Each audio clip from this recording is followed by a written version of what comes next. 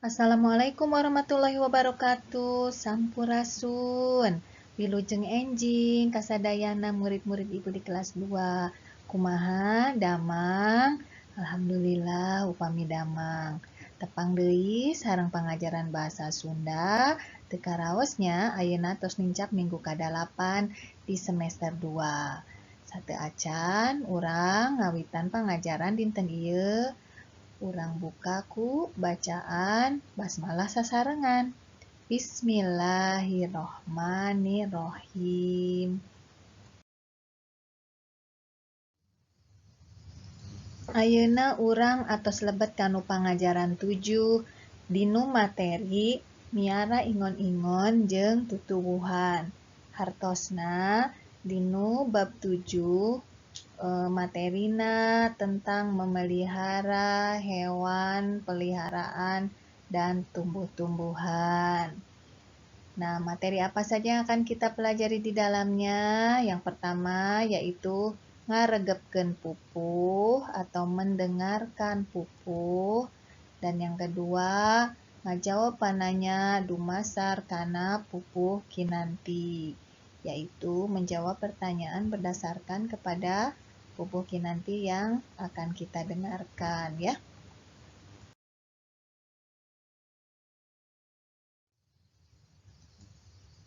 Pupuh kinanti kaasup hiji wangun ugeran puisi tradisional anu kauger ku guru wilangan sareng ku guru lagu. Dina sapadana aya genep padalisan. Guru wilangan jeung guru laguna ngaruntuy tina rumus anu geus ditangtukeun nyaeta 8U, 8I, 8A, 8I, 8A sareng 8I. Jadi yang dimaksud dengan pupuh kinanti itu adalah suatu puisi yang menggunakan bahasa Sunda yang dinyanyikan. Dalam satu baitnya terdapat 6 baris lagu atau lirik. Guru wilangan dengan guru lagunya itu adalah yang menentukan lagu tersebut. Bagaimana cara menentukan guru wilangan dan guru lagu dalam pupuh kinanti? Yuk, kita buka lembaran berikutnya.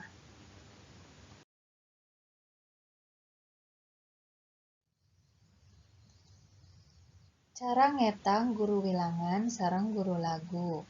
Contoh dina baris kahiji. Budak leutik bisa ngapung. Tah, aya sabaraha guru wilanganana sareng guru laguna naon? Tah, sapertos ieu carana. Urang etang per suku kata. Budak leutik bisa ngapung, jumlahna aya 8 suku kata. Sedengkeun huruf vokal terakhir nyaeta U aya dina huruf pung. Jadi dinu baris kahiji aya 8 suku kata sareng vokal nu terakhir nyaeta U, janten 8U. Tah kitu carana ngetang guru wilangan sareng guru lagu. Kumaha tos ngartos sadayana? Pasti atosnya mengerti ya semuanya.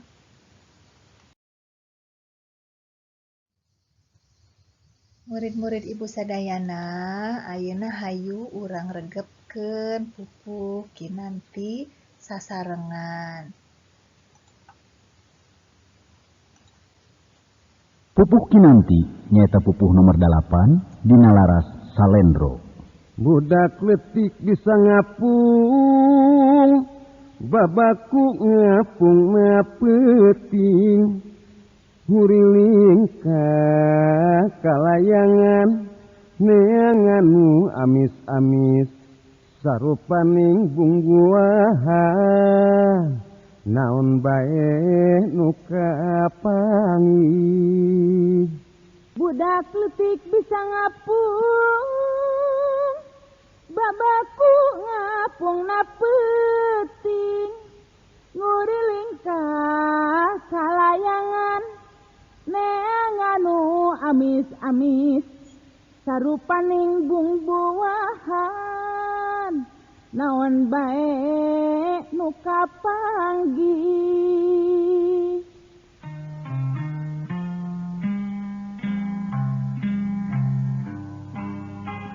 Ari berang ngagarantung tinuh dina dahan kai bisa rada patembalan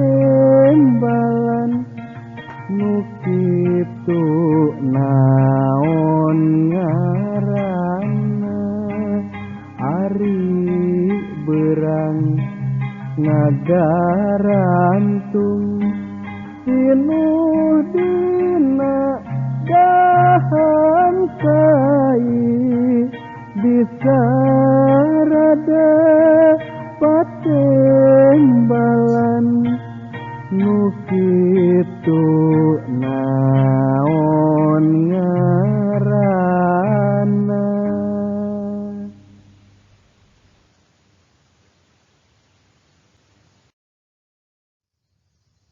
Murid-murid sadayana, tadi urang sadayana atos ngaregepkeun naon anu dinyanyikeun nyaeta Pupuh Kinanti. Kumaha raoskeun laguna?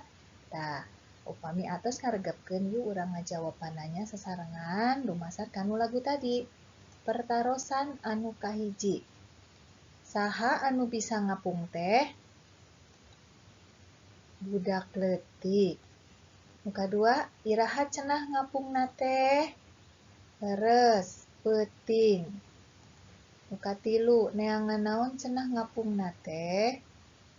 Neangan nu amis-amis. Nu kaopat, cenah iraha ari ngagarantungna? Nyaeta beurang. Naon ngaran eta sato teh? Ya, kalong ya. Jadi pertanyaan nomor hiji, siapa yang bisa terbang? Itu adalah budak leutik. Kapan mereka biasanya terbangnya? Pada malam hari. Mencari apa? Mencari buah-buahan yang rasanya manis-manis binatang tersebut. Lalu, kapan pada menggantung di pohonnya? Yaitu pada siang hari. Jadi kalau siang hari tidur, menggantung. Kalau malam dia terbang mencari makanan, mencari buah-buahan yang manis-manis. Nah, pertanyaan terakhir, apa kira-kira nama binatang tersebut? Yaitu kalong atau dalam bahasa Indonesianya kelelawar ya. Nah, seperti itu isi daripada Pupuh Kinanti. Sudah jelas semuanya?